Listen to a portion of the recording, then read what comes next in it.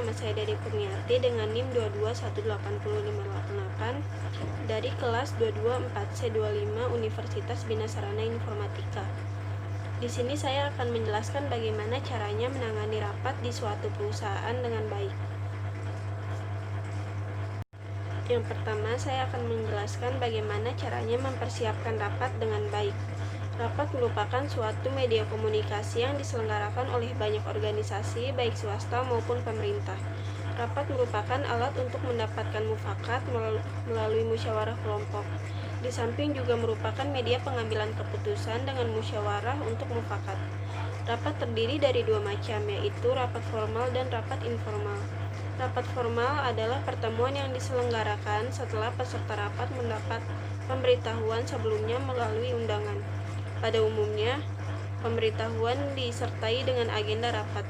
Rapat informal adalah pertemuan yang diselenggarakan setelah peserta rapat mendapatkan panggilan atau pemberitahuan secara langsung.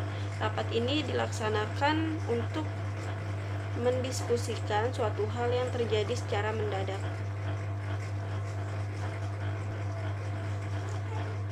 Untuk itu, ada beberapa hal yang perlu diperhatikan dalam penyelenggaraan rapat. Yang pertama, melihat tujuan rapat. Perhatikan tujuan atau agenda penyelenggaraan rapat, misal untuk memecahkan masalah, membuat keputusan, atau mengumpulkan informasi. Jika belum jelas, tanyakan hal ini pada pimpinan. Jangan ragu untuk bertanya karena kegiatan pertama ini merupakan kunci bagi langkah penyiapan rapat berikutnya. Yang kedua, mempersiapkan peserta rapat. Persiapkan konsep surat dengan baik, periksa dan pertimbangkan lagi daftar orang-orang yang harus diundang dalam rapat, dengan dasar besar kecilnya kontribusi mereka terhadap agenda rapat. Konsultasikan dengan atasan tentang daftar undangan rapat tersebut, utamanya dalam hal mana yang perlu atau tidak perlu diundang. Mintalah petunjuk pada atasan tentang siapa yang nantinya akan memimpin jalannya rapat, menjadi moderator jika diperlukan, serta menjadi notulen rapat. Sehari sebelum pelaksanaan rapat, pastikan kehadiran orang-orang yang diundang dalam kegiatan rapat. Jika tidak bisa hadir, minta mereka dapat mewakilkannya pada orang yang kompeten terhadap masalah yang akan dibahas. Yang ketiga, mempersiapkan ruangan. Salah satu dari sekian banyak hal yang harus dilakukan dalam rapat adalah mempersiapkan ruangan di mana rapat akan diselenggarakan. Hal ini harus dilakukan sebelum diselenggarakan dan sebelum undangan dikirim keluar kepada para anggota. Ruangan sebaiknya dipilih yang nyaman dan sesuaikan dengan jumlah peserta yang akan hadir dalam rapat.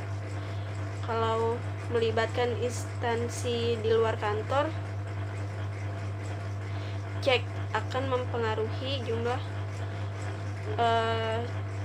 lagi jumlah orang yang akan hadir dalam rapat yang hendak diselenggarakan, karena akan mempengaruhi jumlah meja dan kursi yang harus disiapkan, sekaligus jumlah snack atau makanan yang hendak disediakan. Atur pula tata letak meja dan tata letak kursi dengan keperluan rapat. Yang keempat, membuat daftar acara. Apabila hal yang akan dibicarakan dalam pertemuan yang akan diselenggarakan telah ada, maka acara di dalam suatu pertemuan harus dibuat dan disusun secara sistematis dengan cara membuat suatu pokok-pokok acara dalam garis besar. Tunjuk orang-orang yang akan duduk sebagai moderator bila perlu, serta notulen rapat. Rancang acara ini sesingkat mungkin dan kalau bisa sebelum makan siang rapat sudah bisa diakhiri untuk menghemat biaya rapat. Yang kelima, mempersiapkan bahan rapat.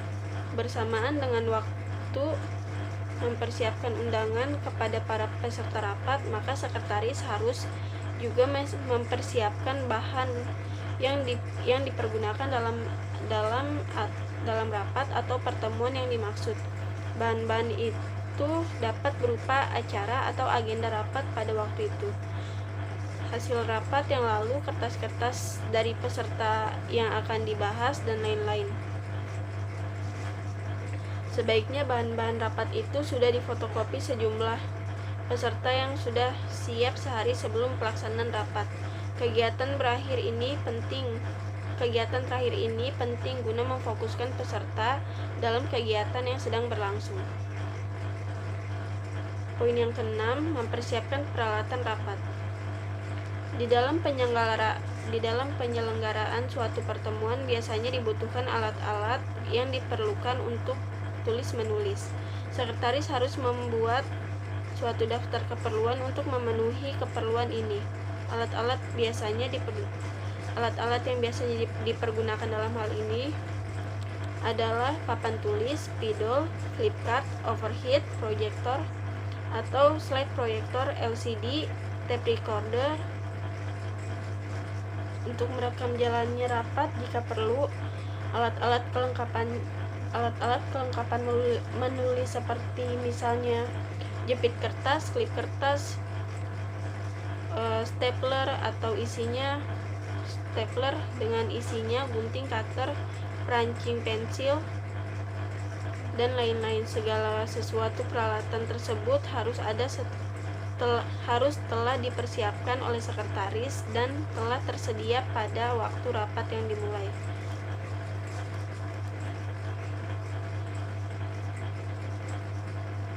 Selanjutnya saya akan membahas membuat notulen atau risalah rapat. Setelah rapat selesai, sebaiknya dibuat notulen atau risalah rapat sebagai alat bukti ingatan atau bukti hasil rapat. Notulen atau risalah adalah catatan singkat tentang suatu pembicaraan dalam rapat yang perlu dicatat hanya bagian yang penting saja. Pada dasarnya, susunan notulen terdiri dari 1. Judul atau topik, 2. Waktu dan tempat, 3. Pemimpin rapat, 4.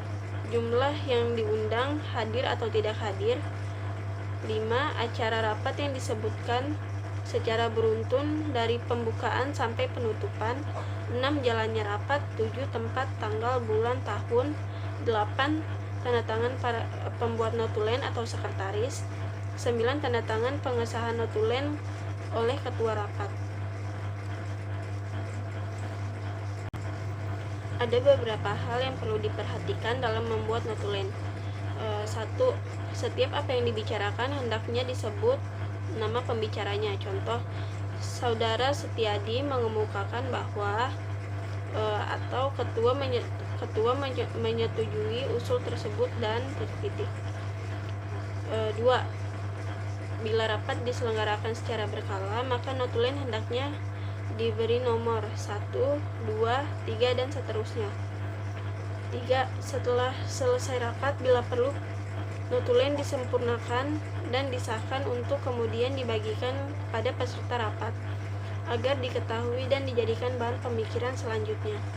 4. Agar seluruh keputusan yang telah disepakati dalam rapat dapat dijadikan pegangan bersama, maka notulen perlu dijadikan bukti atau pedoman. 5. Keputusan yang telah disepakati hendaknya dicatat secara teliti. 6. Waktu dimulai dan ditutupnya rapat hendaklah dicantumkan.